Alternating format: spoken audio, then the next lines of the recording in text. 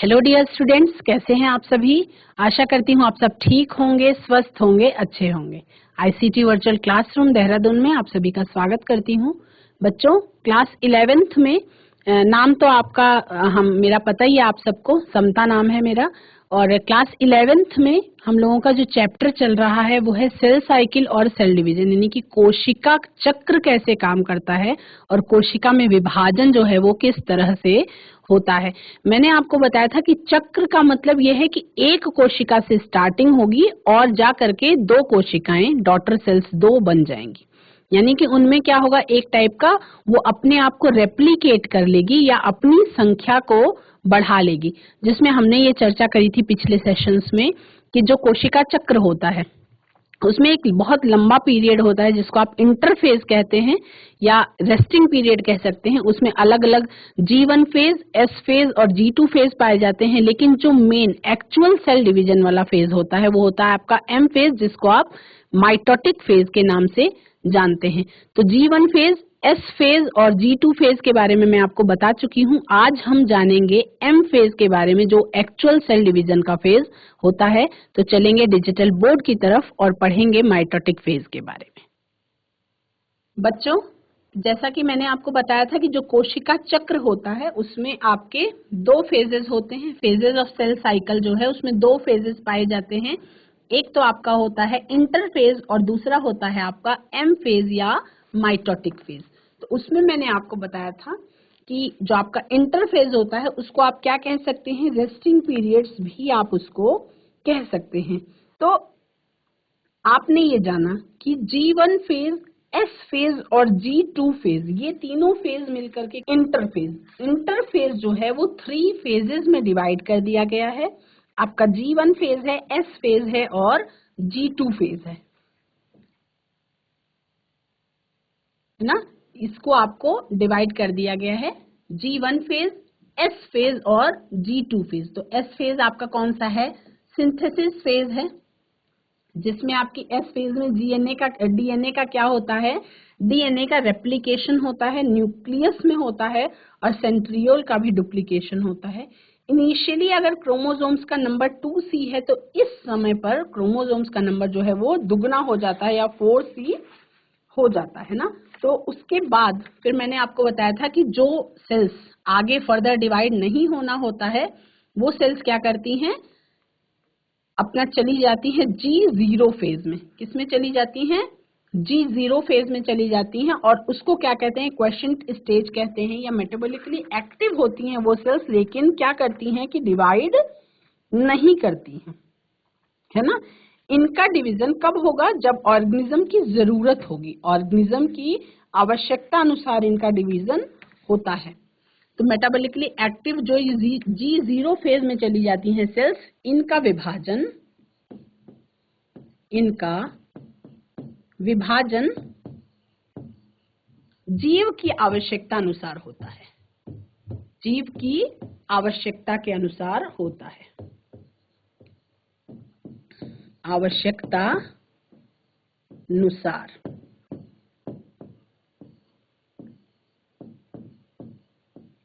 होगा, ठीक है।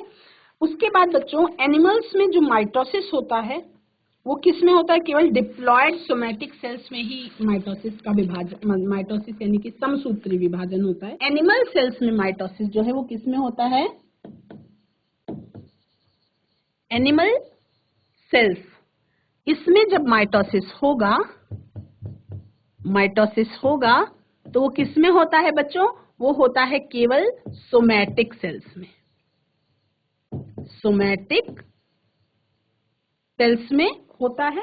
और जब हम प्लांट्स की बात करते हैं, और ये सोमैटिक सेल्स कैसी होती हैं, डिप्लॉयड। ये सोमैटिक सेल्स कैसी होती हैं, डिप्लॉयड सोमैटिक सेल्स होती हैं, यानी कि इसमें जो नंबर होगा वो कैसा होगा, 2n, है ना। और जो प्लांट्स हैं, प्लांट्स में जो माइटोसिस है वो हैप्लॉयड और डिप्लॉयड दोनों प्रकार की सेल्स में हो सकता है। प्लांट माइटोसिस जो है ये आपका हैप्लॉयड में भी हो जाता है और डिप्लॉयड में भी हो जाता है, डिप्लॉयड में भी हो जाता है। ठीक है। इसके बाद बच्चों, जैसे आपने अनियन के रूट टिप की सेल्स में माइटोसिस का पहले भी पढ़ चुके हैं, आप स्टडी कर चुके हैं। तो अनियन में जो है हर एक सेल में कितने क्रोमोसोम्स होते हैं, अगर हम एक एग्जाम्पल लेते हैं, अगर हम एक एग्जाम्पल के थ्रू देखें कि अनियन की एक सेल में कितने क्रोमोसोम्स होते हैं, अनियन की एक सेल में कितने क्रोमोसोम्स होते हैं, 16 क्रोमोसोम्स होते हैं। तो जब क्या आप बता सकते हैं कि G1S और G2 फेज, ये तीनों फेज कंप्लीट करने के बाद फाइनली कितने क्रोमोसोम्स होंगे? तो हर फेज में 16 क्रोमोसोम्स होंगे, यानी कि उसमें आपका माइटोसिस डिवीजन हो रहा होगा, है ना। यदि सेल में M फेज के बाद डीएनए की मात्रा 2C है और G1 फेज में इसकी मात्रा 2C है, G1 फेज में 2C है, सिंथेसिस फेज में और G2 फेज में उसकी क्या हो जाएगी? डबल हो जाएगी। डीएनए की मात्रा क्या हो जाएगी? डबल हो जाएगी, यानी कि वहां पे क्या हो रहा है? डीएनए का रेप्लिकेशन हो रहा है। तो ये था आपका इंटरफेज की बात, ये थी आपकी इंटरफेज की बात। अब हम बात करेंगे जो एक्चुअल सेल डिवीजन वाला फेज था, हम उसकी बात करेंगे। एक्चुअल सेल डिवीजन का जो फेज था हम उसकी बात करेंगे। तो उसमें हम बात करेंगे किसके बारे में बच्चों? आपका जो मैंने फेज बताया था, कोशिका चक्र के बारे में हमने बताया था। तो कोशिका चक्र में इस तरह से था आपका, हमने एक कोशिका बनाई, उसके कोशिका चक्र के बारे में हम जानना चाह रहे थे। तो किस तरह से? ऐसे, ठीक है। ये आपका G1 फेज है, ये S फेज है, ये आपका G2 फेज है, और ये फेज जिसमें 5 भाग होंगे, ये आपका कौन सा फेज है? M फेज है, या एक्चुअल सेल डिवीजन का फेज है, या इसको हम माइटोटिक फेज कहेंगे, ठीक है। इसमें क्या क्या होगा? आपका प्रोफेज होगा, आपका इसमें मेटाफेज होगा, मेटाफेज होगा, आपका इसमें एनाफेज होगा। तो आपको केवल बेसिकली जान लेना है कि इस फेज में प्रोफेज, मेटाफेज, एनाफेज और टीलोफेज, इन चारों फेजेस में आपका किस तरह से शुरुआत होती है और किस तरह से आपका ये काम जो है वो कंप्लीट होता है, यानी साइटोकाइनेसिस के साथ ही साथ सेल का डिवीजन जो है वो कंप्लीट हो जाता है, ये आपको जानना है। तो सेल साइकिल जो है ये मोस्ट ड्रामेटिक पार्ट है किसी भी सेल साइकिल का, किसी भी सेल साइकिल का मोस्ट ड्रामेटिक पार्ट जो है वो आपका ये सेल डिवीजन का ही पार्ट है, यानी कि एम फेज है, जिसमें सेल के सभी कंपोनेंट्स का मेजर रिकॉग्निशन होता है। इसमें रीऑर्गेनाइजेशन होता है, अलग से फिर से वो रीऑर्गेनाइज करती हैं सभी कंपोनेंट्स। और इसमें क्या होती है? पेरेंट और प्रोजेनी सेल्स में जो क्रोमोसोम्स की संख्या है वो क्या होती है? सेम होती है ना। तो हम एम फेज के बारे में जानेंगे। हम किसके बारे में जानेंगे बच्चों? एम फेज के बारे में। कुछ चीजें नोट करेंगे एम फेज के बारे में। एम फेज क्या है? एम फेज क्या है? पहला तो मोस्ट ड्रामेटिक पार्ट है आपका, यही एम फेज है, ठीक है। इसमें क्या होता है? सभी कंपोनेंट्स का रीऑर्गेनाइजेशन होता है। सेल के मेजर कंपोनेंट्स का क्या होता है? मेजर कंपोनेंट्स का क्या होता है? रीऑर्गेनाइजेशन होता है, रीऑर्गेनाइजेशन होता है, रीऑर्गेनाइजेशन। और इसमें पेरेंट और प्रोजेनी सेल्स में जो क्रोमोसोम्स की संख्या होती है वो सेम ही होती है, इसीलिए इसे क्या कहते हैं? इक्वेशनल डिवीजन भी कहते हैं। अब हम किसके बारे में, माइटोसिस के बारे में बात कर रहे हैं। तो जहां पे पेरेंट और प्रोजेनी सेल्स में क्रोमोसोम्स की संख्या समान होगी, वहां पे क्या होगा, उस डिवीजन को हम क्या कहेंगे, इक्वेशनल डिवीजन कहेंगे। क्या कहेंगे, इक्वेशनल डिवीजन कहेंगे। अब सेल डिवीजन कैसा है, सेल डिवीजन एक प्रोग्रेसिव प्रोसेस है, यानी धीरे धीरे करके होता है और हर एक स्टेज के बीच में एक क्लियर कट लाइन खींचना जो है वो कठिन है। जैसे कि अगर मैं ये कहूं कि प्रोफेज यहीं खत्म हो जाएगा, मेटाफेज यहां से स्टार्ट होगा, तो एक क्लियर लाइन आप नहीं खींच सकते हैं, क्योंकि ये कैसी है, एक स्लो प्रोसेस है। अब अगर ये पूछा जाए कि एम फेज जो है वो लगभग पूरे सेल साइकिल का कितना टाइम लेता है, तो लगभग अगर 24 घंटे का समय एक ह्यूमन सेल डिवाइड होने में लेता है, तो जिसमें से लगभग 23 घंटे तो इंटरफेज में चले जाते हैं, एक्चुअल सेल डिवीजन जो है वो केवल 1 घंटे में होता है। तो माइटोसिस हम बात कर रहे हैं माइटोसिस की, तो माइटोसिस जो है उसको 4 स्टेजेस में डिवाइड किया गया है। एम फेज को 4 स्टेजेस में डिवाइड किया गया है। एम फेज, इसको 4 स्टेजेस में डिवाइड किया गया है, तो उसके बारे में हम जानेंगे।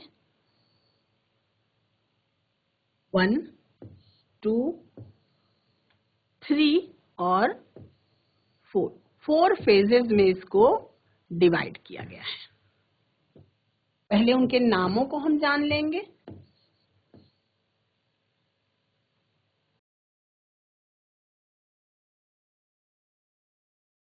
इसमें 2 काइनेसिस होगी, एक कैरियोकाइनेसिस होगी और लास्ट में साइटोकाइनेसिस होगी। तो एम फेज की शुरुआत होगी कैरियोकाइनेसिस से और अंत होगा साइटोकाइनेसिस से, और उसके बीच में 4 फेजेस आएंगे।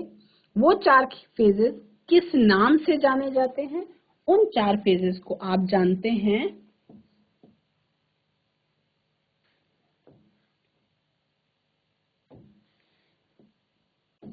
प्रोफेज के नाम से, है ना। उसके बाद आती है बच्चों मेटाफेज, मेटाफेज, उसके बाद एनाफेज और लास्ट में आती है टीलोफेज, टीलोफेज। ठीक है, तो 4 फेजेस हो गए आपके, प्रोफेज, मेटाफेज, एनाफेज और टीलोफेज। अब इन चारों फेजेस के अलावा 2 काइनेसिस होती है। एम फेज की शुरुआत, एम फेज की शुरुआत जो होती है वो किससे होती है, आपकी कैरियोकाइनेसिस से। कैरियो और एम फेज का अंत होता है कौन सी काइनेसिस के द्वारा, साइटोकाइनेसिस के द्वारा, साइटोकाइनेसिस के द्वारा। तो अब इस फ्लो चार्ट के माध्यम से आप ये देख पा रहे हैं कि अब हम अगर सोचें कि किस तरह से आपका कंप्लीट होता है, तो हम ये कह सकते हैं, इसको अगर हम इरेज कर दें, नंबरिंग करेंगे इस हिसाब से कि 6 स्टेजेस आएंगी। 4 स्टेजेस होती हैं जिन्हें आप प्रोफेज, मेटाफेज, एनाफेज और टीलोफेज के नाम से जानते हैं। लेकिन अगर हम नंबरिंग करना चाहें तो नंबरिंग जब हम करेंगे तो हमको ये समझ में आएगा कि आपका कैरियोकाइनेसिस फर्स्ट स्टेज है, सेकेंड स्टेज आपका प्रोफेज है, थर्ड स्टेज आपका मेटाफेज है, फोर्थ स्टेज आपका एनाफेज है, फिफ्थ स्टेज आपका टीलोफेज है और अंत में आपका यहाँ पे 6th स्टेज है साइटोकाइनेसिस। यानी पहले कैरियोकाइनेसिस होगा, प्रोफेज में जाएगा, देन मेटाफेज में जाएगा, देन एनाफेज में जाएगा, देन टीलोफेज में जाएगा और अंततः साइटोकाइनेसिस के साथ ही कोशिका द्रव्य के विभाजन के साथ ही कोशिका जो है वो 2 भागों में बट जाएगी, है ना। आपका 6 स्टेजेस होते हैं जिसमें फेजेस 4 हैं और 2 प्रकार की काइनेसिस है, एक आपका कैरियोकाइनेसिस है और दूसरा आपका साइटोकाइनेसिस है। अब हम एक एक फेज के बारे में विस्तार से जानेंगे। तो प्रो फेज के बारे में जानेंगे सबसे पहले हम। प्रो फेज, प्रो फेज जो है वो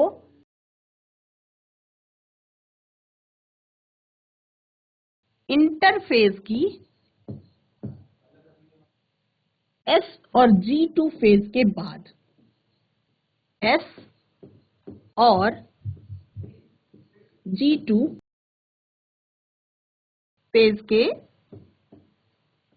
बाद आती है। ठीक, पहला हो गया। दूसरा, माइटोसिस में आपको मैंने बताया कि कैरियोकाइनेसिस जो है वो पहली अवस्था है। तो माइटोसिस जिसको आप समसूत्री विभाजन कहते हैं, समसूत्री विभाजन कहते हैं, उसमें पहली प्रावस्था कौन सी है? पहली अवस्था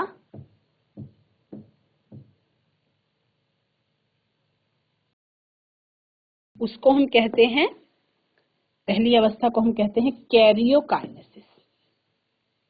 कैरियोकाइनेसिस,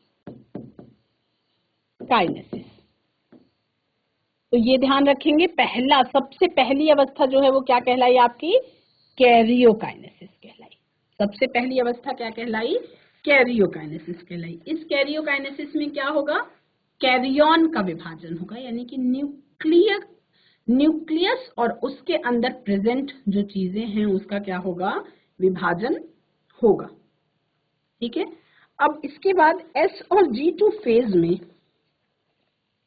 क्योंकि आप सबको पता है कि जो जेनेटिक मटेरियल है डीएनए, वो क्रोमोसोम्स के फॉर्म में केवल तभी आता है जब सेल डिवीजन की इन फेजेस में होती है ना।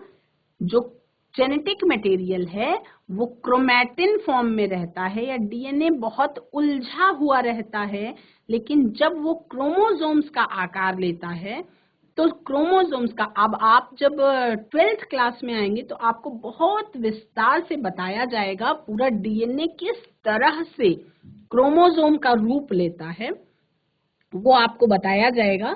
तो अभी आप ये जानेंगे कि जो सेल डिवीजन के टाइम पर ही जो जेनेटिक मटेरियल है, जो क्रोमैटिन फाइबर्स हैं, वो क्रोमोसोम्स के रूप में आ जाते हैं, है ना। तो लिखेंगे कि S और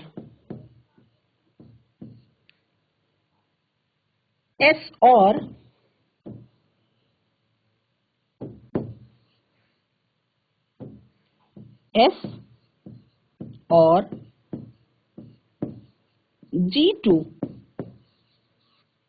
फेज में जो डीएनए के मॉलिक्यूल्स हैं वो बन तो जाते हैं, में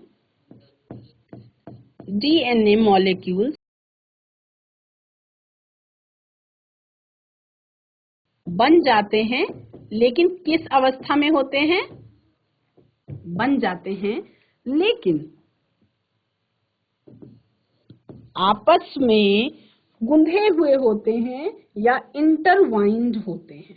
लेकिन आपस में कैसे होते हैं? गुंधे हुए होते हैं।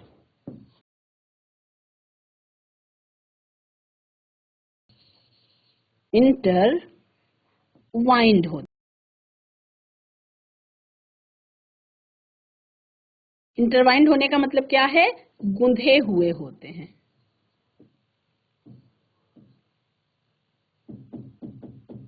ठीक है। अब प्रोफेज की क्या पहचान है? तो जो आपका क्रोमोसोमल मटेरियल है, आपका न्यूक्लियस के अंदर क्या प्रेजेंट है? क्रोमोसोमल मटेरियल प्रेजेंट है। तो प्रोफेज की क्या पहचान है? क्रोमोसोमल मटेरियल का कंडेंसेशन होना, उसकी शुरुआत होना ही प्रोफेज की पहचान है। तो क्या होता है कि प्रोफेज में क्या होता है बच्चों? प्रोफेज में बिल्कुल ध्यान से इस बात को समझ लेंगे कि प्रोफेज में क्रोमोसोमल मटेरियल के कंडेंसेशन की शुरुआत होती है। प्रोफेज में क्या होता है? क्रोमोसोमल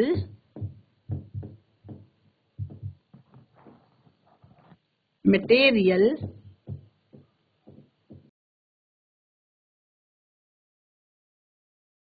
के कंडेंसेशन की, यानी कि बहुत नजदीक आने की शुरुआत होती है। कंडेंसेशन की शुरुआत जो है वही प्रोफेज की पहचान है। क्रोमोसोमल मटेरियल के कंडेंसेशन की शुरुआत या बहुत नजदीक आने की शुरुआत जो है वही क्या है? प्रोफेज की पहचान है ना? तो क्रोमैटिन कंडेंसेशन के समय ही जो क्रोमोसोमल मटेरियल है वो अनटैंगल्ड होने लगते हैं, या कह सकते हैं कि फिर वो स्पष्ट होने लगते हैं। क्रोमैटिन कंडेंसेशन के टाइम पे ही जो क्रोमोसोमल मटेरियल है वो आपके स्पष्ट होने लगते हैं। ठीक है। इंटरफेज की जो एस फेज का टाइम है उसमें डुप्लीकेट हुआ जो सेंट्रियोल है वो अपोजिट पोल की तरफ मूव करना शुरू करता है ना? अपोजिट पोल की तरफ मूव करना शुरू करता है। और उसके बाद क्या होता है? प्रोफेज कंप्लीट होते होते कुछ कैरेक्टरिस्टिक इवेंट्स होते हैं। प्रोफेज कंप्लीट होते होते क्या होता है? कुछ शुरुआत कैसे होती है? क्रोमोसोमल मटेरियल जो है वो कंडेंसेशन करना शुरू कर देता है ना? और प्रोफेज के कंप्लीट होने के साथ साथ कुछ इवेंट्स होते हैं। क्या होते हैं? प्रोफेज कंप्लीट होते होते कुछ इवेंट्स होते हैं। वो क्या हैं? प्रोफेज शुरुआत कैसे हुई? आपका जो क्रोमैटिन मटेरियल है वो कंडेंसेशन होना शुरू हुआ। उसके बाद क्या होता है? क्रोमोसोमल मटेरियल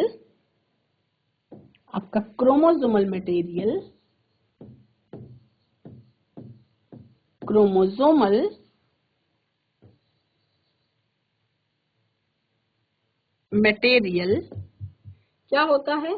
कंडेंस होकर के कॉम्पैक्ट माइटोटिक क्रोमोसोम बन जाता है। क्या बन जाता है? क्रोमोसोमल मटेरियल कंडेंस होकर के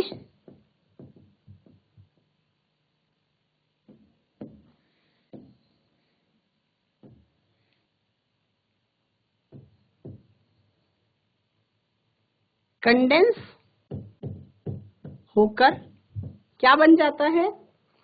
कॉम्पैक्ट माइटोटिक क्रोमोसोम बन जाता है। क्या बन जाता है? यानी कंडेंसेशन हो गया, क्या बन जाता है? कॉम्पैक्ट, यानी बिल्कुल स्प्रिंग की तरह ऐसे ऐसे क्रोमोसोम के फॉर्म में आ जाता है।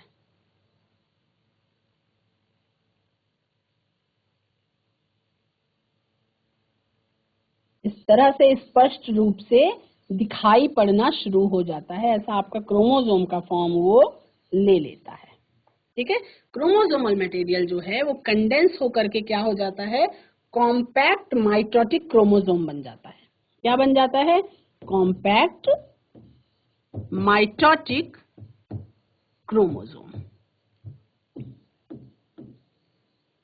क्या बन जाता है? कॉम्पैक्ट माइटोटिक क्रोमोसोम बन जाता है। क्रोमोसोम आप सबको पता है कि दो क्रोमैटिड से मिलकर के बना होता है। क्रोमोसोम जो है वो दो क्रोमैटिड से मिलकर के बना होता है। तो अब इसको अगर हम लिखें तो किस तरह से लिख सकते हैं? हम को अगर बड़ा करके देखें,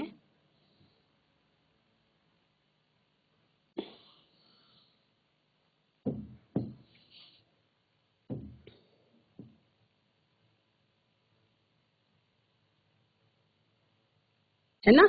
इस तरह की संरचना होती है। अब इस संरचना में क्या है? ये तो क्रोमैटिड्स हैं, कोई मोटा कोई पतला हो रहा है ना? ये है क्रोमैटिड्स। ये क्या है? ये है क्रोमैटिड्स। क्रोमैटिड्स हैं, ठीक है। और जिस जगह से आपस में जुड़े होते हैं इसको क्या कहते हैं? सेंट्रोमियर। क्या कहते हैं? सेंट्रोमियर कहते हैं। इसको क्या कहते हैं? सेंट्रोमियर।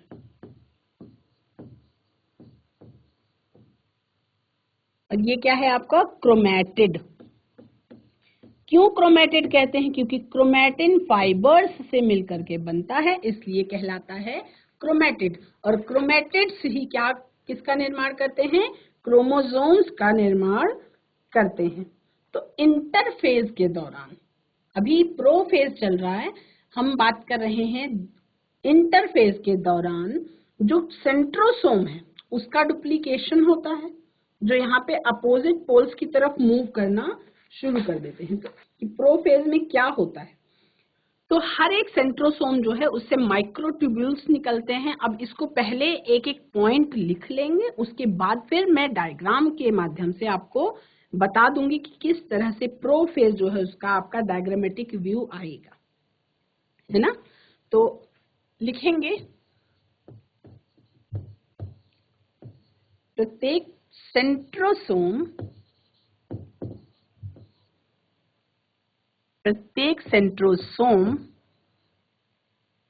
से क्या निकलते हैं?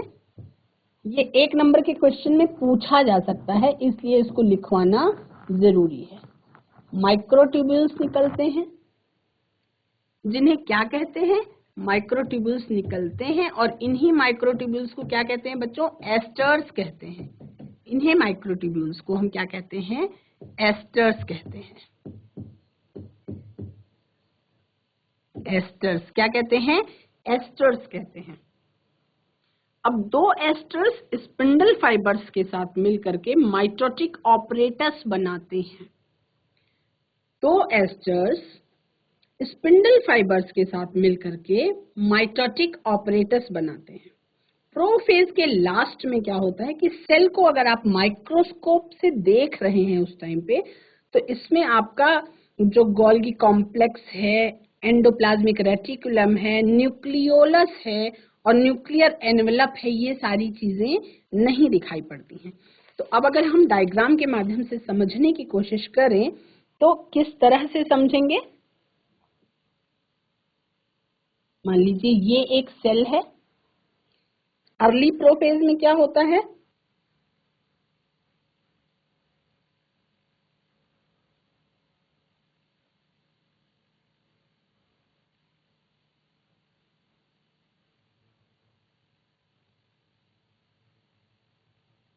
इस तरह से सेल बनी हुई होती है ना। बहुत अच्छा डायग्राम नहीं बन रहा है, लेकिन फिर भी जैसा भी बन रहा है, ये आपके क्रोमैटिन फाइबर्स इसमें आपस में हैं।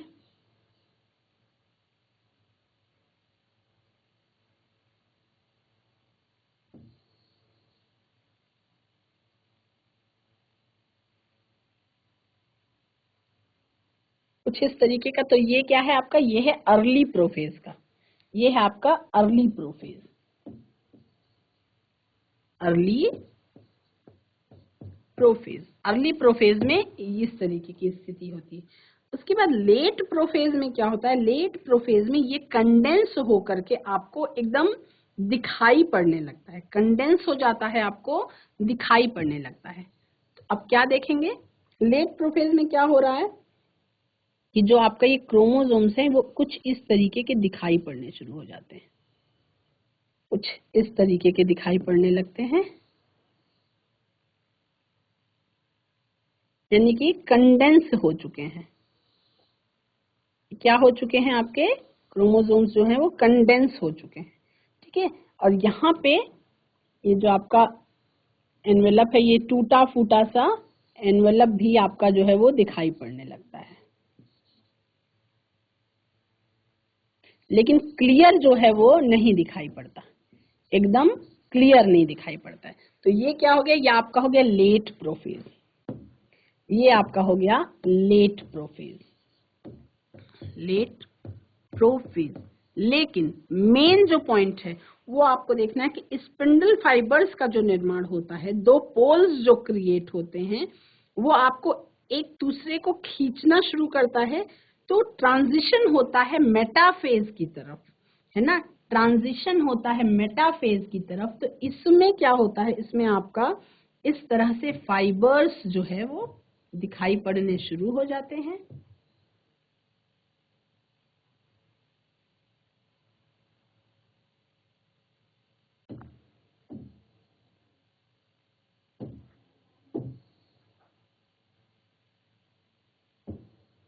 इस तरह से फाइबर्स दिखाई पड़ने शुरू हो जाते हैं और यहाँ पे इस तरीके से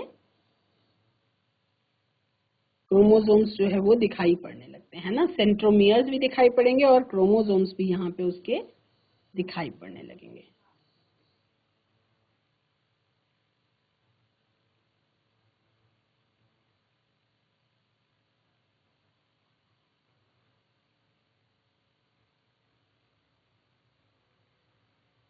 ये क्या स्टेज है, ये स्टेज जो है ये आपकी क्या कहलाती है बच्चों, ये जो स्टेज है ये क्या है, ये ट्रांजिशन टू मेटाफेज, मेटाफेज में ट्रांजिशन हो रहा है। तो ये स्टेज क्या कहलाती है, ये ट्रांजिशन टू मेटाफेज,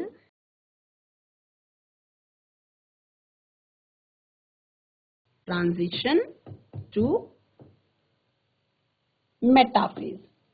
यानी प्रोफेज में क्या हुआ, प्रोफेज में क्रोमैटिन मटेरियल बेसिकली कंडेंस होकर के क्रोमोसोम के फॉर्म में आ गए और जो स्पिंडल फाइबर्स बने उस पर जाके सेट हुए और अपोजिट पोल्स का निर्माण हो गया।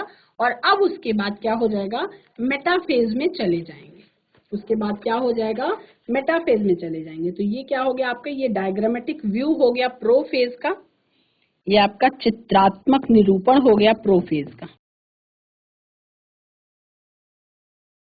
निरूपण किसका, प्रोफेज का।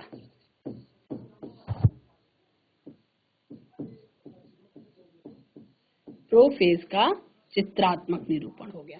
ठीक है, इसके बाद क्या आएगा बच्चों, इसके बाद आपका आएगा मेटाफेज। इसके बाद आपका क्या आएगा, मेटाफेज आएगा। तो मेटाफेज में क्या होता है उसको समझेंगे, बहुत ध्यान से पढ़ेंगे, इसको बहुत ध्यान से समझेंगे। छोटा छोटा अंतर होता है और फेजेस जो है वो चेंज होने शुरू हो जाते हैं। ये माइटोसिस की दूसरी अवस्था है। मेटाफेज क्या है, माइटोसिस की दूसरी अवस्था, माइटोसिस की दूसरी अवस्था है। इसकी शुरुआत न्यूक्लियर एनवेलप के कंप्लीट डिसइंटीग्रेशन के साथ हो जाती है, जिसके कारण जो क्रोमोसोम है वो सेल के साइटोप्लाज्म में फैले हुए रहते हैं, है ना। लेकिन इसमें क्रोमोसोम का जो कंडेंसेशन है वो कंप्लीट हो चुका होता है। तो अगर आपको क्रोमोसोम के मार्फोलॉजी का स्टडी करना है तो वो किस दौरान करना होगा, मेटाफेज के दौरान। मेटाफेज के दौरान क्या होता है, मेटाफेज के दौरान क्या होता है, क्रोमोसोमल मार्फोलॉजी का स्टडी किया जाता है। क्रोमोसोमल मार्फोलॉजी यानी क्रोमोसोम की मार्फोलॉजी का स्टडी जो है, स्टडी वो किस टाइम पे की जाती है, वो मेटाफेज के टाइम पर की जाती है। ठीक है, इस समय पे क्योंकि क्रोमोसोम का जो कंडेंसेशन है वो कंप्लीट हो चुका होता है, यानी कि जो क्रोमैटिन मटेरियल है वो परफेक्ट क्रोमोसोम में बन करके कंप्लीट हो जाता है। अब क्रोमोसोम को माइक्रोस्कोप से आसानी से देखा जा सकता है, ये आप सबको पता है। तो मेटाफेज में जो क्रोमोसोम होता है वो दो सिस्टर क्रोमैटिड्स से मिलकर के बनता है और आपस में सेंट्रोमियर्स से जुड़ा होता है। तो क्रोमोसोम कैसे बनता है, आप सबको पता है। मेटाफेज के टाइम पे जो क्रोमोसोम होता है वो आपका दो सिस्टर क्रोमैटिड्स, दो सिस्टर क्रोमैटिड्स, और ये दोनों सिस्टर क्रोमैटिड्स आपस में कैसे जुड़े होते हैं, आपका सेंट्रोमियर से, सेंट्रोमियर से। किससे जुड़े होते हैं? सेंट्रोमियर से। जो आपने यहाँ पे देखा ये क्रोमैटिड्स हैं, ये दोनों कैसी हैं? सिस्टर क्रोमैटिड्स हैं और किससे जुड़े हुए हैं? सेंट्रोमियर से जुड़े हुए हैं। तो ये कौन से फेज में इस तरह से क्लियर दिखाई पड़ता है? ये दिखाई पड़ता है आपका मेटाफेज में, एकदम क्लियर आपका दिखाई पड़ता है। क्रोमोसोम, मेटाफेज का जो क्रोमोसोम होता है वो दो सिस्टर क्रोमैटिड्स से बना होता है और आपस में सेंट्रोमियर से ये जुड़ा हुआ होता है। ठीक है, अब और क्या होता है? सेंट्रोमियर्स के सरफेस पे डिस्क शेप के स्ट्रक्चर्स प्रेजेंट होते हैं। सेंट्रोमियर के सरफेस पे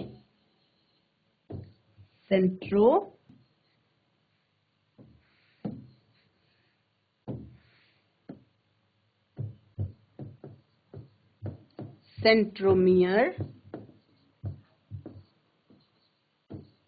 के सतह पर क्या होती हैं? डिस्क शेप के स्ट्रक्चर्स होते हैं। डिस्क शेप के स्ट्रक्चर्स होते हैं यानी प्लेट्स होती हैं। डिस्क शेप के स्ट्रक्चर्स प्रेजेंट होते हैं, संरचना होती है जिसको हम क्या कहते हैं? काइनेटोकोर्स कहते हैं। डिस्क शेप की संरचना होती है जिसे हम क्या कहते हैं? काइनेटोकोर्स कहते हैं। काइनेटोकोर्स कहलाते हैं।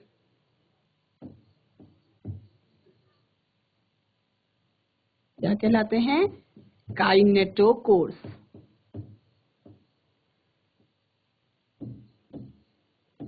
क्या कहलाते हैं? काइनेटोकोर्स कहलाते हैं। तो जब इस फेज में क्या इसकी विशेषता है? इस फेज में यानी कि मेटाफेज में जो क्रोमोसोम्स हैं ये सबके सब कहाँ आ जाते हैं? इक्वेटर पे आ जाते हैं। इसका मतलब, इसको अगर इक्वेटर का मतलब एक सीध में बीच में एक सीध में सारे के सारे आ जाते हैं। सारे के सारे क्रोमोसोम्स जो फाइबर्स पे, स्पिंडल फाइबर्स पे अटैच हैं, वो क्या होते हैं? एक इक्वेटर पे आ जाते हैं और दोनों पोल्स के जो स्पिंडल फाइबर्स हैं वो काइनेटोकोर्स के द्वारा किससे जुड़े होते हैं? क्रोमैटिड्स से जुड़े होते हैं, है ना। तो इसकी क्या स्पेशलिटी है? मेटाफेज में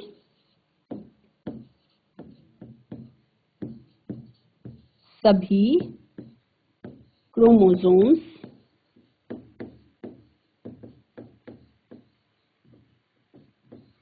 इक्वेटर पे आ जाते हैं।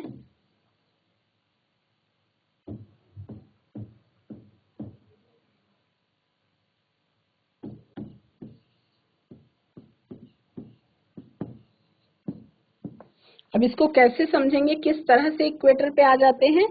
जैसे कि आपका एक ये है सेल का व्यू, एक ये सेल का व्यू है, तो इसमें ऊपर क्या है? ऊपर आपके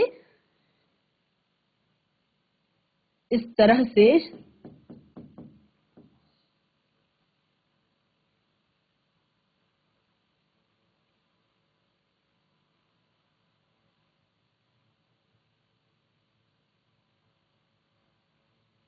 ठीक है। अब यहाँ पे जो क्रोमोसोम्स है वो कहाँ पे आ गए? वो ऐसे इक्वेटर में आ गए, मतलब एक सीध में।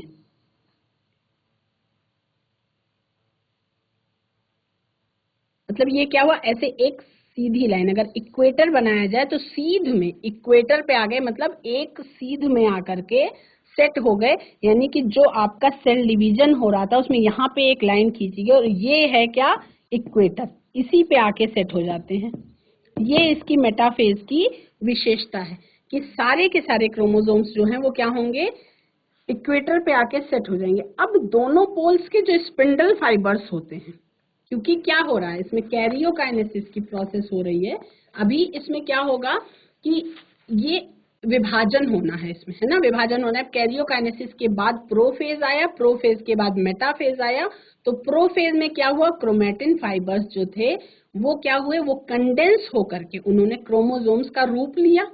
वो अब आप माइक्रोस्कोप में देख सकते हैं, क्रोमोसोमल रूप में वो दिखाई पड़ते हैं मेटाफेज की जब स्टार्टिंग हो रही होती है उस टाइम तक जो क्रोमोसोम्स का कंडेंसेशन है वो कंप्लीट हो चुका होता है ना। इसमें सारे के सारे क्रोमोसोम्स किस पर आ जाते हैं, इक्वेटर पर आ जाते हैं, है ना। किस पर आ जाते हैं, इक्वेटर पर। अब इक्वेटर पे आने के बाद दोनों पोल्स के जो स्पिंडल फाइबर्स हैं वो कैसे अटैच होते हैं, दोनों पोल्स। अब इसमें ऊपर नीचे दो अलग अलग पोल्स हो गए, है ना, दो अलग अलग पोल्स हो गए, नॉर्थ साउथ। तो आप ऐसे समझ सकते हैं कि दोनों पोल्स एक दूसरे को क्या करते हैं, एक दूसरे को अट्रैक्ट नहीं करते बल्कि एक दूसरे से दूर खींचते हैं। एक दूसरे से क्या करते हैं, दूर खींचते हैं। तो दूर खींचते समय दोनों पोल्स के स्पिंडल फाइबर्स, स्पिंडल फाइबर्स ये क्या करते हैं, काइनेटोकोर्स के द्वारा क्रोमेटिड से जुड़े होते हैं, है ना। किसके द्वारा, काइनेटोकोर्स के द्वारा। वो जो आपकी डिस्क शेप की संरचना है, जो डिस्क शेप की संरचना है, डिस्क शेप्ड स्ट्रक्चर है, डिस्क शेप स्ट्रक्चर है जिसको आप काइनेटोकोर्स कहते हैं। वो किससे जुड़े होते हैं, क्रोमेटिड्स से। काइनेटोकोर्स किससे जुड़े होते हैं, क्रोमेटिड्स से जुड़े होते हैं। और क्रोमेटिड्स क्या है, वही जो आपकी दो धागे दिखाई पड़ रहे हैं क्रोमोसोम में, उसमें से हर एक धागे को क्या कहते हैं, क्रोमेटिड कहते हैं। तो क्रोमोसोम जिस प्लेन पर,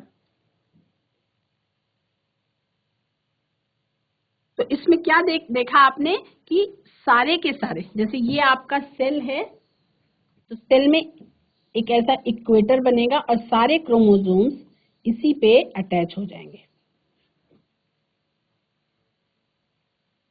मान लीजिए हम इस तरह से बनाते हैं तो ये सारे के सारे इसी में अटैच हो गए। अब ये पोल्स है, ये पोल्स हैं, तो ऐसे